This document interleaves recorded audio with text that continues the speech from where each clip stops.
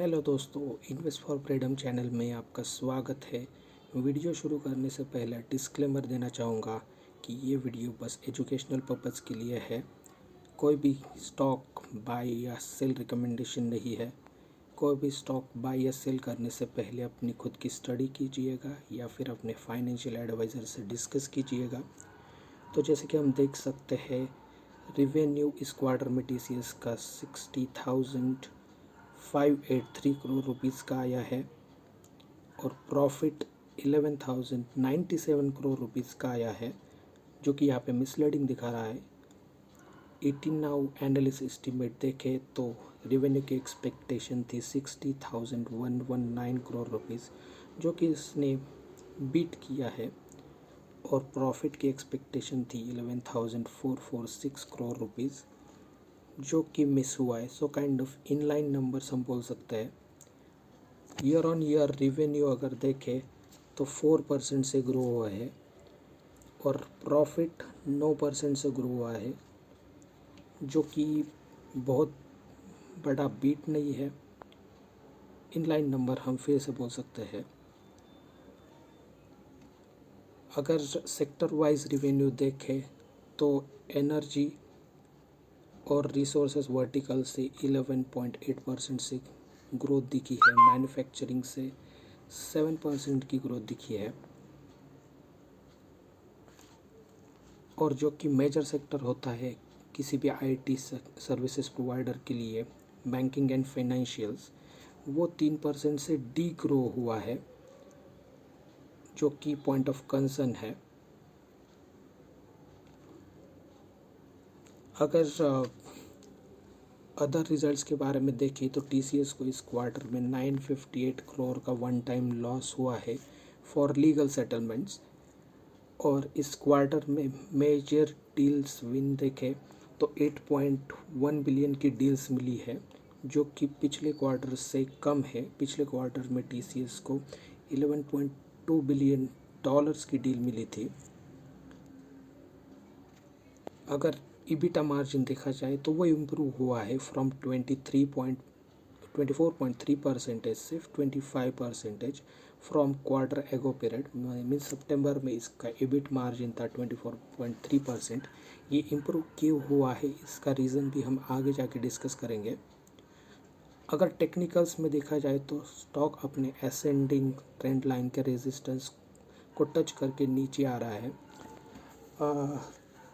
मुझे ऐसा लगता है ये स्टॉक इसी तरह चलेगा अनलेस कोई इंटरेस्ट रेट कट की बात आ जाती है। तब तक ये स्टॉक मुझे लगता है कि इसी तरह सपोर्ट और रेजिस्टेंस को लेते हुए इस चैनल से आगे बढ़ेगा। कुछ भी हो सकता है दोस्तों, मार्केट में कोई भी न्यूज़ आ सकती है। अगर पूरे IT सेक्टर के लिए कोई अच्छी न्यूज़ आ जाती है तो ये ब्रेकआउट भी दे सकता है। कोई बुरी न्यूज़ आ जाती है तो ब्रेकडाउन भी हो सकता है। दोनों चीज़ों के लिए हमें तैयार रहना है। और आगे आके हम इन्फोसिस के नंबर्स देखें तो इन्फोसिस में भी 7% ये प्रॉफिट भी मिसलीडिंग है। ये भी हम आगे जाके डिस्कस करेंगे। अगर रिवेन्यू देखा जाए तो 1% से ग्रो हुआ है ईयर ऑन ईयर, और इन्फोसिस ने रिवेन्यू गाइडेंस जो कि लास्ट क्वार्टर में 1 to 2.5% का था फॉर दिस फाइनेंशियल ईयर, उसको भी चेंज किया है टू 1.5% to 2%। कोई बहुत बड़ा चेंज नहीं है, पर या हम we will discuss this in the next video, next part.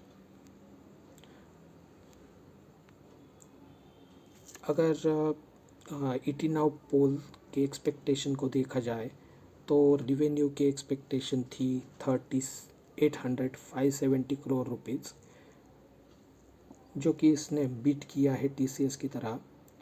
और प्रॉफिट की एक्सपेक्टेशन 6140 करोड़ की थी, जो कि इसका निकल के आया है 6107 करोड़ रुपीज़। तो प्रॉफिट के फ्रंट पे ये बीट हुआ है। तो अगर हम ईयर ऑन ईयर ग्रोथ देखें तो 1% से रिवेन्यू ग्रो हुआ है और प्रॉफिट 7% से डाउन है तो 6113 करोड़ रुपीज़। माफ़ कीजिएगा, लास्ट स्लाइड में मैंने 6107 करोड़ रुपीज़ कहा, ये एक्चुअली में 6113 करोड़ रुपीज़ है, पर प्रॉफिट 7% से डाउन है। अगर EBIT मार्जिन देखा जाए तो वो 22% की गाइडेंस दी है मैनेजमेंट ने।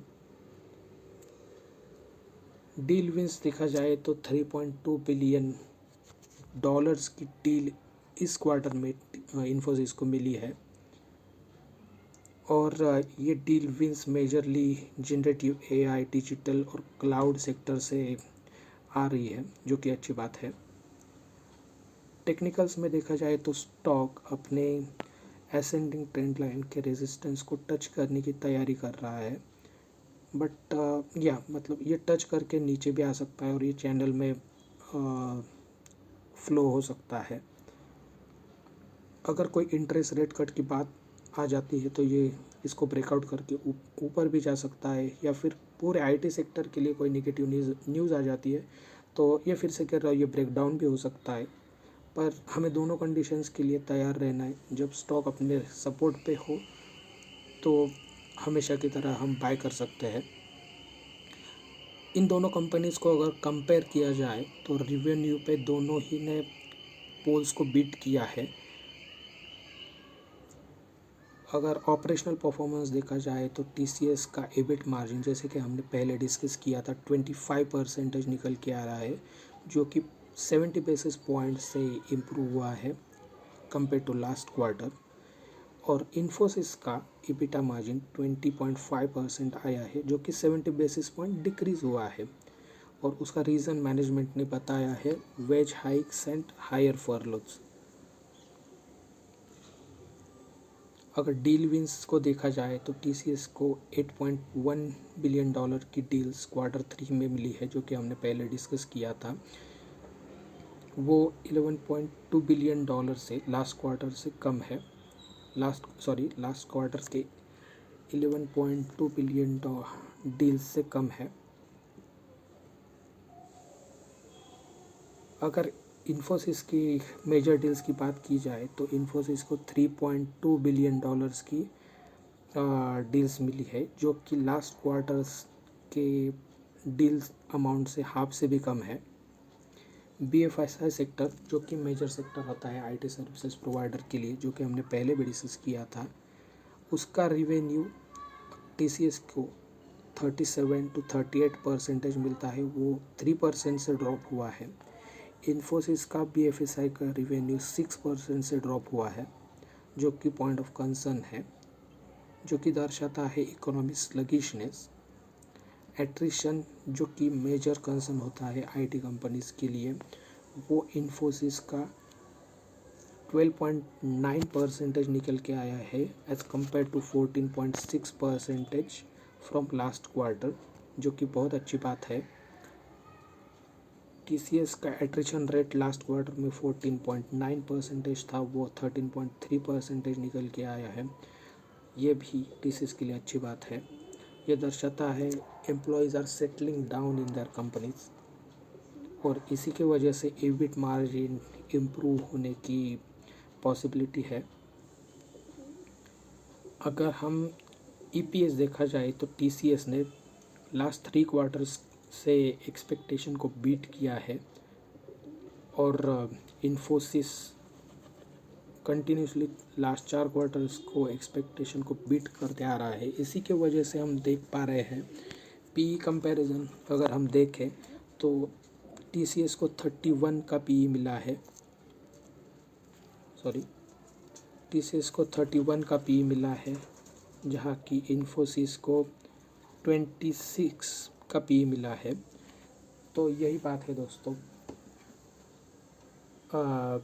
इतना ही था इस वीडियो में। हाँ, जैसे ही आगे कंपनीज़ के रिजल्ट्स डिक्लेयर होते हैं हम डिस्कस करते जाएंगे। जय हिंद दोस्तों, बाय।